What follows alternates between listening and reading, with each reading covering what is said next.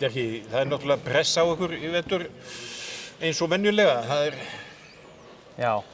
er búið að bæta í mannskapinn og bæta í hópinn og... Já, það er eiginlega búið að vera, núna er ég að fara menn vilja lengra heldur en í 8 liða úrslit í meistaradeildinni. Já, þetta mitt 4. sísón núna sem ég að fara inn í með Vestbrem og við höfum aldrei komist lengra en 8 liða síðan ég kom, og pressan eykst bara, þeir sætta sig ekki við neitt minna en að fara allavega til Kölnar og berjast þann stóra.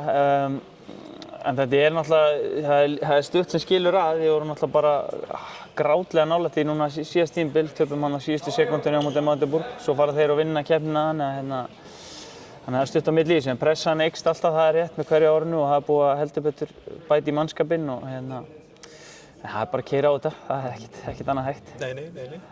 Meistaradeildin fyrir að hefjast og svo náttúrulega deildin heima fyrir, það sem að kannski helsta keppnin við Pick Second. Já, það var, þeir eru konum með núna mjög öflugt lið, þeir eru búin að setja líka mikinn pening í sitt lið, áttum bara í stökustu vandræðum með það í úrslitunum í fyrra, þannig að þar er alveg hellingur að keppa líka, en þetta er stóra keppnin fyrir klúbb eins og Vestbrem eða meistaradeildin og það verður allt púðurlagt í hana, við erum í gífurlega sterkum riðli og þú vinnur í hagi með að lenda í efstu 2 sætunum, þannig það er svona það sem við horfum í og þetta er bara að byrja eins og þú segir, þannig nú er bara allir fókus á það.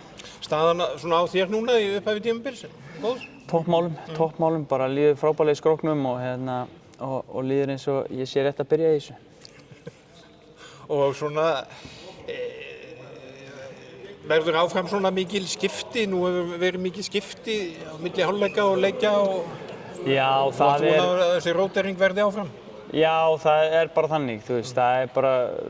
Við erum með annan hódnamann sem er bara hódnamann nr. 1 í franska landsliðinu, mannan Ungverja sem er mjög efnilegur, þannig að það er bara barist mínúturnar og ég er hvergi bangi þar, ég ætla að berjast fyrir mínum mínútum og þannig hefur verið að skipta sig í aft núna á undirbúningstímabilinu. Fyrra var þetta svona upp og niður, það er alltaf bara var eftir formi og einhverjum meiðslum, ég lenti aðeins í meiðslum, hann lenti aðeins í meiðslum, þannig að við svona splittuðum tímabilinu bara nokkuð jafnt á milli okkar, en jú, það er bara samkeppni í svona liði, það er bara þannig, Það er engin annars bróðir í leik? Nei, ekki þannig, þó við náum reynda mjög vel saman, þá er þetta bara þannig, þú ert bara að berjast að fá að spila og sýna þig og sanna, en það er bara umhverfið sem ég þekki og búinn að vera lengi.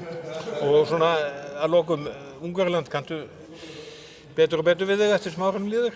Já, okkur líður mjög vel þarna, fjölskyldunni, stelpan mín komin í skóla þarna og gengur bara mjög vel, svo yngri á leikskóla og okkur líður bara mjög vel þarna. Þetta var auðvitað erfitt að setja sig inn í þetta til að byrja með, en svo venst maður öllu bara hvað sem maður er. Þetta snýst líka bara svolítið hugafar og okkur líður bara mjög vel þarna.